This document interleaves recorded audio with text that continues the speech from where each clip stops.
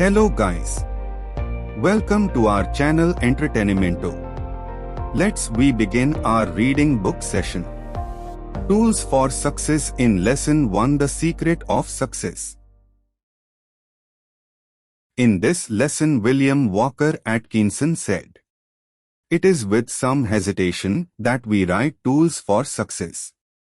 We don't wish to be associated with the hypocritical authors who find it so much easier to say things than to do them, so much easier to formulate a code of precepts than to get out into the field and put those same precepts into practice. We aren't do as I say, and not as I do teachers of success. Unlike those teachers, we will explore something else that is beyond mere recital of a list of good qualities leading to success. That something else is a seed that lies within the seeker of success, which, if expressed into action, will prove of great value to him, a variable secret of success, instead of a code of rules. And so, we devote the first part of this book to unfolding our idea of what this is something else is, and what it will do for those who awaken it. All people are striving for success. Their idea of success may differ, but they all agree upon the desirability of attainment. Attainment. That word embodies the essence of what we call success. It is getting their idea, reaching the goal for which we set out.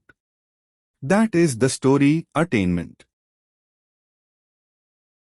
Many people have tried to show the way to success, and while some have rendered valuable service to those who were following them, none have yet been able to tell the whole story. The reason is obvious: no two temperatures are exactly alike, nature delights in variety. No two sets of circumstances are precisely the same, and so it would be folly to attempt to lay down rules of universal application that would lead all to the great goal of success. One has but to look around to see the different needs of individuals in order to see that it is true. Each and every person who has succeeded has done so in a different way, generally along some original line of action. In fact, the quality of individuality plays the most important role in success. Strong individuality allows people to depart from any set rules or laid out course of action.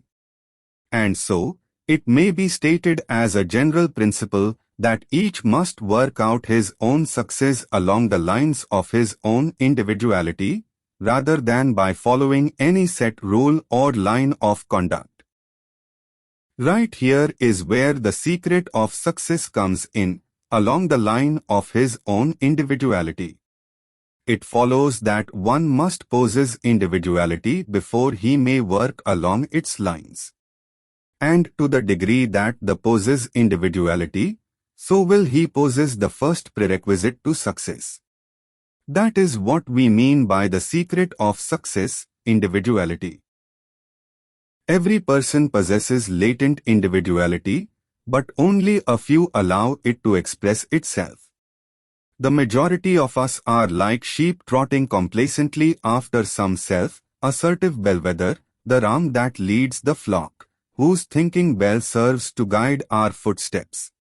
We believe somehow that these bellwethers possess the sum, and instead of unfolding our own dormant powers and latent possibilities, we trot along after them. People can be very much like sheep. We are obedient and imitative animals, and rather than assume the responsibility of directing of our own footsteps, we wait until someone takes the lead and then sampled after him.